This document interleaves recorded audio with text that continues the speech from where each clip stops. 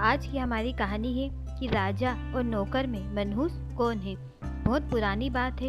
एक राजा हुआ करते थे जिनका नाम दीप सिंह। दीप सिंह जैसे ही सो कर उठे तो उनको बहुत तेज प्यास लगी थी, पर उन्होंने देखा उनके आसपास कोई भी नौकर नहीं है। उन्होंने जोर से आवाज़ लगाई और पानी लाने को कहा। तभी उनके कमरे से एक कूड़ा साफ करने वाला नौकर जा रहा था। उसने देखा राजा को प्यास लगी है। वह दौड़कर राजा के लिए पानी ले आया। राजा को यह बात बहुत बुरी लगी, पर उनको प्यास लगी थी तो उन्होंने पानी पी लिया और उसको बाहर जाने का आदेश दिया। जब राजा के नौकर आ गए तब राजा ने सबको डांटा और कहा, तुम लोगों का मेरी सेवा में बिल्कुल भी ध्यान नहीं है। मेरे पास पीने का पानी क्यों नहीं रखा गया? कुछ ही देर में राजा का पेट में दर्द होने लगा और उनकी तबीयत बिगड़ गई।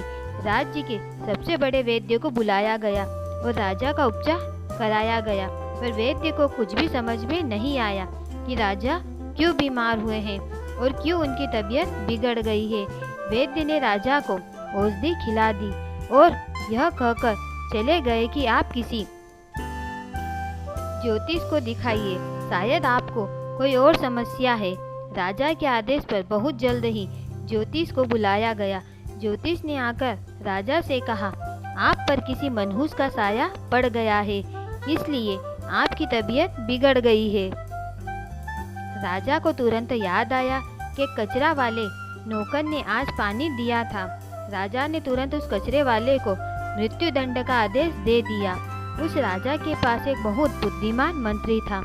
जैसे ही मंत्री के पास यह आदेश पहुंचा तो मंत्री को बहुत दुख हुआ और उन्होंने राजा को सबक सिखाने का फैसला किया।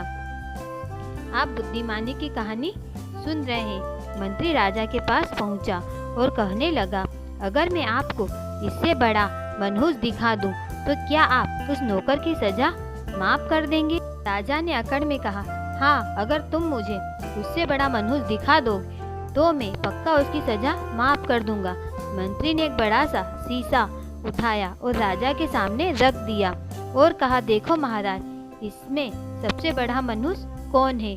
यह बात सुनकर राजा को गुस्सा आ गया और चिल्ला के बोले, तुम्हारा क्या मतलब है? मैं सबसे बड़ा मनहूस हूँ।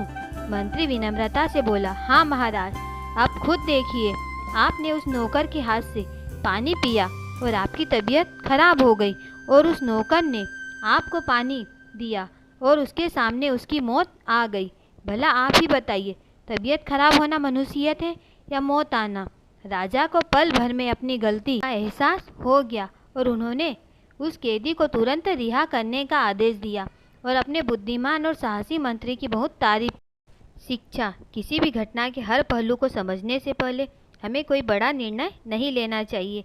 किसी की बातों में आकर हमें कभी भी फैसला नहीं करना चाहिए, जैसे कि राजा ने किया और उनको उनकी गलती का एहसास हो गया। आपको बुद्धिमानी की कहानी कैसी लगी हमें कमेंट में ज़रूर बताएं और हमारे चैनल को प्लीज़ लाइक एंड सब्सक्राइब करें। धन्यवाद।